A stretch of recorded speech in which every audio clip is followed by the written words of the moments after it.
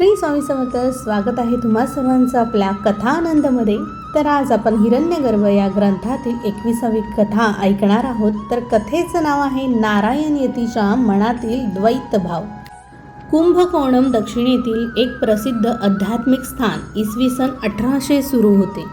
कुंभकोणमचा इतिहास हा इसवी सन पूर्व 200 वर्षापासूनचा आहे, परंतु त्याची ख्याती 9व्या ते 12व्या शतकात चोल राजांच्या साम्राज्यामुळे सर्वत्र पसरली. कुंभकोणम हे ब्रिटिश ईस्ट इंडिया कंपनीच्या अधिकाराखाली आलं होतं. कुंभकोणम हे मंदिराचं शहर म्हणून ओळखलं जायचं, कारण या नावानं शहराच्या परिसरात काही हजार मंदिरं आहेत. प्रत्यक्ष सूर्यनारायणानं पराशिवाची तपश्चर्या या स्थानात केली होती, अशी आख्यायिका इथं प्रसिद्ध आहे. इथं शैव आणि वैष्णव या दोन्ही पंथांची विपुल मंदिरं आहेत. या पवित्र अशा कुंभकोणम नगरीमध्ये श्री नारायण यती नावाचे एक सिद्ध संन्यासी राहत होते. साठी उलटून गेलेल्या श्री नारायण यतींचे व्यक्तिमत्व प्रभावी होतं. त्यांचे उंच पुरे, तेजस्वी शरीर, करारी मुद्रा आणि नजरेतील आत्मविश्वास पाहताच बघणाऱ्याच्या मनात आदर उत्पन्न होत असे. अवघ्या 12 वर्षाचे असताना कुंभकोणम इथं नारायण यतींचं आगमन झालं होतं. दक्षिणेतील कांचीपुरमहून ते कुंभकोणम इथं विद्याग्रहण करण्यास आले. परमेश्वर प्राप्तीची प्रबळ इच्छा असणाऱ्या या 12 वर्षाच्या मुलानं पुढची 12 वर्षे गुरुकुलात राहून सर्व वेदांचं उत्तम अध्ययन केलं. संस्कृतवर तर त्यांची विशेष पकड होती. संस्कृत संभाषण आणि लिखाण यात त्यांचा हात धरू शकणारे कुंभकोणम इथं दुसरं कोणीही नव्हतं. विद्याध्ययनानंतरही जवळजवळ 4 दशकं कुंभकोणममध्ये राहून शैव पंथ अनुसरणारे नारायण यती हे श्री विद्येची उपासना करत असत. गावातच एका छोट्या कुटीत ते राहत असत. नारायण यती एक भुक्त राहण्याचं व्रत पाळत असत. दररोज सकाळी स्नान, संध्या आणि पूजा आटपून अनेक मंदिरात दर्शनासाठी जाण्याचा त्यांचा नित्यक्रम होता. बाकी दिवसाचा संपूर्ण वेळ ते श्री विद्या आराधना करण्यात मग्न असत.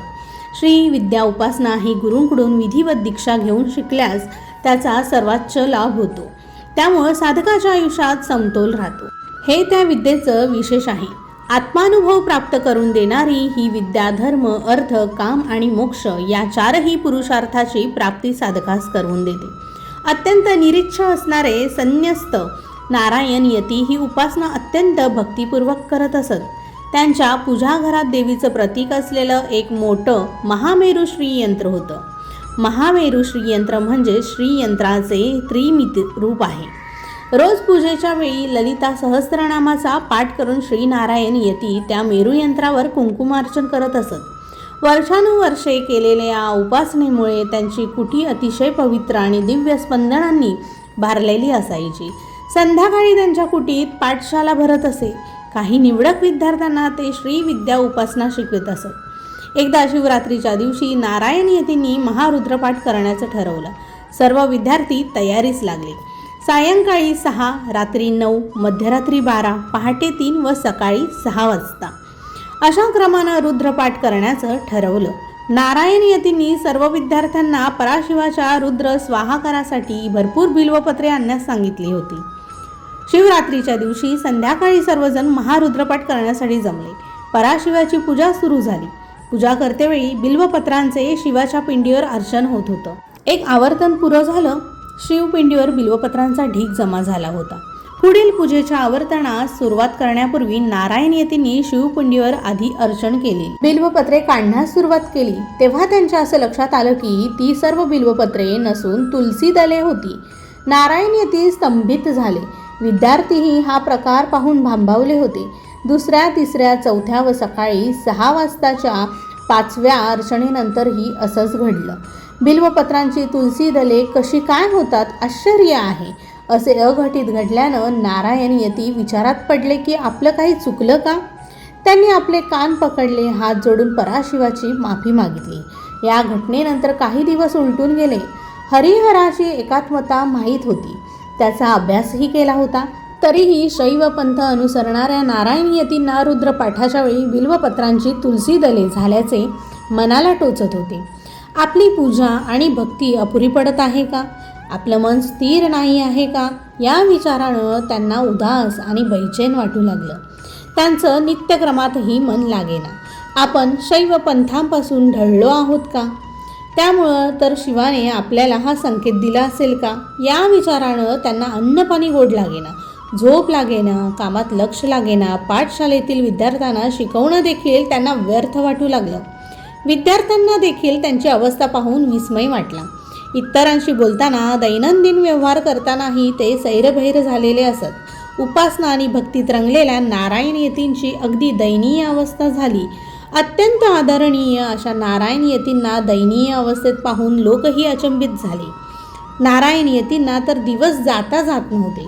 ते आढ्याकडे टक लावून पाहत नुसते पडून राहू लागले. कर्दळी वनात योगीराज धुनीकडे एकटक पाहत बसले होते. रात्र झाली होती. बाहेरील जंगलात हिंस्त्र पशूंचे आवाज येत होते. आज एका सिद्धास द्वैतातून अद्वैताकडे नेण्याची वेळ आली होती. योगीराजांनी आपला त्रिशूळ आणि कमंडलू उचलला.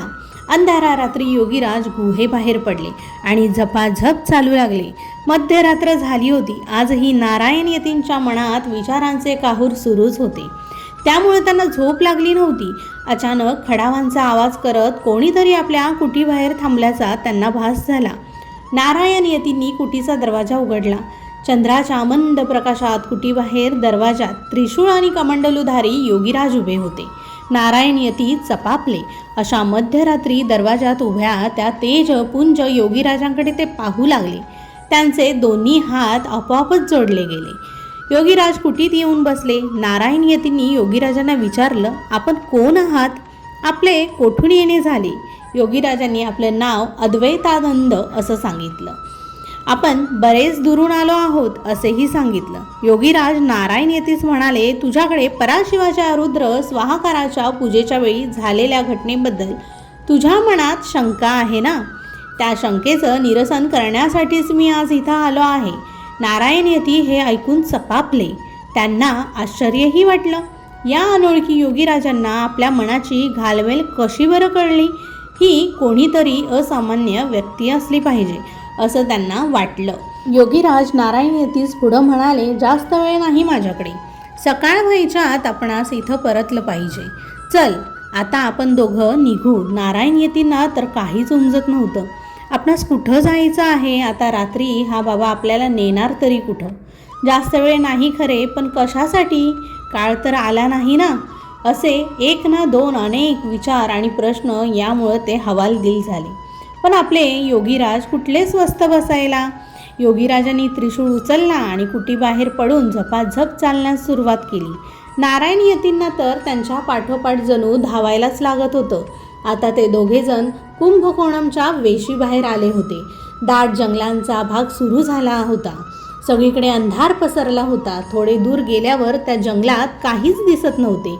फक्त योगीराजांच्या खडावा आणि त्रिशूळाचा आवाज नीरव शांततेस भेदत होता. आता योगीराजांनी नारायण यतीस आपला हात धरण्यास सांगितलं. दोघे थोडा वेळ चालल्यावर सूर्य नुकताच उगवू लागला असल्याचं त्यांना जाणवलं. पहाटेचा मंद प्रकाश दिसू लागला. नारायण यती आणखीनच चकित झाले. मध्यरात्रीनंतर फार समय तर सरला नव्हता, तरीही इतक्यातच सूर्यनारायणाचं आगमन झाल्याचं पाहून ते अतिशय भांबावून गेले होते. आता ते दोघं जंगलाच्या थोडे बाहेर आले होते, परंतु तो भाग नारायण यतींना मुळीच ओळखीचा वाटत नव्हता. नारायण यतींनी योगीराजांना विचारलं, महात्मन आपण कुठे आलो आहोत? योगीराज उत्तरले, आता आपण यशोधरपुरात पोचलो आहोत. आपण कुंभकोणमपासून 1000 योजने पूर्वेकडे आलेलो आहोत. हा भाग जंबूद्वीपाच्या पूर्वेस असल्यानं इथं आता सूर्योदयाची वेळ झाली आहे. काही विशेष दाखवण्यासाठीच मी तुला या ठिकाणी घेऊन आलो आहे. दोघं जण पुनश्च चालू लागले. अगदी थोडं पुढं जाताच त्यांना परत जंगल दिसू लागलं. अजून थोडा आत जाताच एक प्रचंड मोठं मंदिरासारखं काहीतरी गर्द झाडांच्या पाठीमागे दिसत होतं. नारायण यती योगीराजांच्या पाठीमागे चालतच होते. आता त्यांना समोर एका प्रचंड वास्तूचं दर्शन झालं. महालासारख्या दिसणाऱ्या त्या वास्तूभोवती पाण्याचे प्रचंड खंदक होते. त्यावरील असलेला लांब पूल पार करून योगीराज नारायण यतींना घेऊन त्या वास्तूच्या मुख्य द्वाराच्या पायऱ्या चढू लागले. ती भग्न मंदिरासारखी दिसणारी वास्तू वालुकाश्माच्या प्रस्तारापासून बनलेली होती. त्या वास्तूचा आकार आणि विस्तार निव्वळ कल्पनेच्या पलीकडे होता. योगीराजांनी मुख्य दरवाजा ओलांडला आणि ते थांबले. योगीराजांनी आपला त्रिशूळ उचलला आणि चारही दिशांना फिरवला आणि काय आश्चर्य! संपूर्णपणे भग्नावस्थेत असलेली ती वास्तू जिवंत झाली. लक्ष लक्ष दीप उजळले. आता ती वास्तू भग्नावस्थेत नव्हती. ती 2000 वर्षांपूर्वी जशी संपन्न आणि सुखरूप होती तशीच नारायण यतींना दिसू लागली. नारायण यती डोळे विस्पारून पाहू लागले. त्या वास्तूच्या प्रांगणात मध्यभागी 3 भली मोठी गोपुरे उजळत होती. मध्यभागी असलेल्या गोपुरावर महामेरूचे म्हणजे श्रीयंत्राच्या त्रिमिती रूपाचं उत्तम कोरीव काम केलं होतं. मंदिराच्या चहूबाजूंकडच्या खंदकात पाणी होतं. मध्यस्थित असलेल्या गोपुरावरील मेरू पर्वताच्या कोरीव लेण्यांचा खाली सभोवती समुद्र मंथनाच्या दृश्याचं अप्रतिम कोरीव काम केलेलं होतं.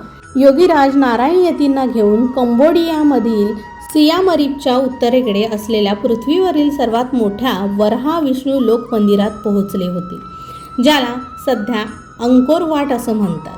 योगीराज आता मध्यभागी असलेल्या गोपुराखालील मंदिरात पोहोचले. नारायण यतीही त्यांच्या पाठोपाठ होते. भोवतीचं सर्व दृश्य ते विस्मयानं पाहत होते. मुख्य मंदिरात मध्यभागी भगवान श्री विष्णूंची जवळजवळ 150 फूट उंच मनोहरी सुवर्णाची मूर्ती होती. 7 फूट उंच त्रिशूळ कमंडलूधारी योगीराज त्या सुवर्णमयी मूर्तीच्या पायथ्याशी उभं राहून नारायण यतींना सांगू लागले, मध्ययुगात माझ्याच आज्ञेवरून हे वराह विष्णुलोक मंदिर विश्वकर्म्यानं निर्माण केलं. हे मंदिर संपूर्ण पृथ्वी तलावर एकमेव द्वितीय असून श्री महाविष्णूंच्या गर्भगृहाच्या गोपुरावर मेरू पर्वताचं कोरीव काम करण्यास मीच विश्वकर्म्यास सांगितलं होतं. पुढं माझ्या पृथ्वीवरील अवतरणाच्या वेळी म्हणजे इसवी सन 1145 ते 1150च्या सुमारास वंशातील राजा सूर्यवर्मन दुसरा यानं मंदिराच्या पुनरुज्जीवनास प्रारंभ केला. सूर्यवर्मन राजाचा तू मागील एका जन्मात राजपुरोहित होतास. तुझ्या हस्ते इथं श्री महाविष्णूवर हजारो तुलसी दलांची अर्चने झाली आहेत. नंतरच्या काळात इथं बौद्धांचं वर्चस्व राहिलं. परंतु तुझ्या या मंदिराबद्दल असलेल्या आंतरिक ओढीमुळं तू नियॉन डॉग आणि हेमचू असे तुझे 2 जन्म बौद्ध भिक्षू होऊन याच मंदिराच्या सेवेत व्यतीत केले आहेस. तुझ्या असीम पुण्यकर्मामुळं आता तुझ्या जन्मापासून हे कार्य कुंभकोणम इथं जम्बूद्वीपावर चालले आहे. या जन्मीही तुझी श्रीविद्या उपासना म्हणजे मेरूपूजा मनःपूर्वक असल्यानं रुद्रपाठावेळी तू केलेली बिल्वार्चना श्री महाविष्णूंनी आपल्या मस्तकावर धारण केलेल्या मेरूमध्ये तुलसी दले म्हणून स्वीकारली. योगीराजांनी अत्यंत प्रेमपूर्वक श्री नारायण यतींकडे पाहिलं आणि पुढं सांगू लागले, हे निष्पाप मुला, मी स्वतः मूळ पुरुष श्री महाविष्णू आहे. मेरूस्थानी असलेली भगवती सुद्धा मीच आहे. मीच तो पराशिव आहे. द्वैतात रमलेल्या तुझ्या जीवाला अद्वैताची झलक दाखवण्यासाठी मीच तुझ्या बिल्वपत्रांची तुलसी दले केली होती. नारायण यतींचं मन आता अतीव समाधानानं भरून गेलं. त्यांच्या मनाची तगमग पूर्णतः शमली होती आणि त्या जागी आता एक शांत व तृप्त भावना होती. त्यांनी अत्यंत भक्तिभावानं योगीराजांना प्रणिपात केला आणि क्षणभर डोळे मिटले. नारायण यतींनी जेव्हा पुनश्च डोळे उघडून योगीराजांकडे पाहिलं तेव्हा श्री महाविष्णूंच्या त्या भव्य मूर्तीखाली त्रिशूळधारी योगीराजही आता सुवर्णमय दिसत होते. मंदिर सुवर्णाचे, महाविष्णू सुवर्णाचे, मेरू शिखर सुवर्णाचे आणि योगीराज ही सुवर्णाचेच. सर्व सुवर्णच सुवर्ण. त्यांचे हात नकळत जोडले गेले होते. नारायण यतींचे डोळे आता अश्रूंनी भरले होते. त्यांनी योगीराजांच्या चरणास घट्ट मिठी मारली आणि म्हणाले, हे परमात्मा प्रभो, सोडवा आता मला या जन्म मृत्यूच्या फेऱ्यातून. योगीराजांनी नारायण यतींच्या डोक्यावर हात ठेवला, आशीर्वाद दिला आणि म्हणाले, तुझे कल्याण असो. तथास्तु. चला आता आपल्याला निघायला हवं. आपण कुंभकोणमच्या पूर्व दिशेस हजारो योजने आलो आहोत. कुंभकोणम इथं सकाळ व्हायच्या आत आपल्याला परतलंच पाहिजे. योगीराजांनी त्रिशूळ उचलला आणि श्री महाविष्णूंच्या सिंहासनाच्या खालील पायऱ्या खडावांचा खाड खाड आवाज करत ते उतरू लागले. नारायण यतीही त्यांच्या मागे नम्रतेने हात जोडून पायऱ्या उतरत होते. वराह विष्णू लोक मंदिरी श्री विष्णू दर्शनाचा अनुभव आला. वराह विष्णू लोक मंदिरी श्री विष्णू दर्शनाचा अनुभव आला. योगीराज कृपेने यती नारायणाचा द्वैत भाव दूर झाला. द्वैत भाव दूर झाला. तर अशा प्रकारे आपली कथा इथेच समाप्त झालेली आहे. आणि कथा आवडली असल्यास कमेंटमध्ये श्री स्वामी समर्थ लिहायला विसरू नका आणि आपल्या चॅनेलला लाईक करा, शेअर करा, सबस्क्राईब करा. धन्यवाद.